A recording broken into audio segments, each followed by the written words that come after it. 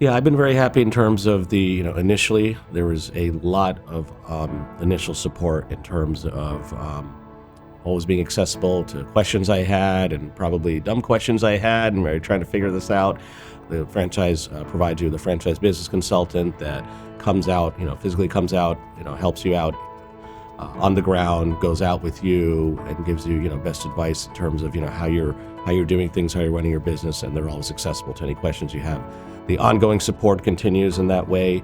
Over time, you start to really, get the hang of things, but the ongoing trainings that we provide, the ongoing just, monthly, whatever it might be, kind of check-ins, especially in Connecticut, we have 4 owners, me being one of them. There's a lot of things going on in our industry specific to our state, and they've been very good about staying on top of that, regulations, and we're constantly in contact, communications, staying up to date and finding ways to continue to do better. So I do appreciate the ongoing support, and initially it was really helpful as well.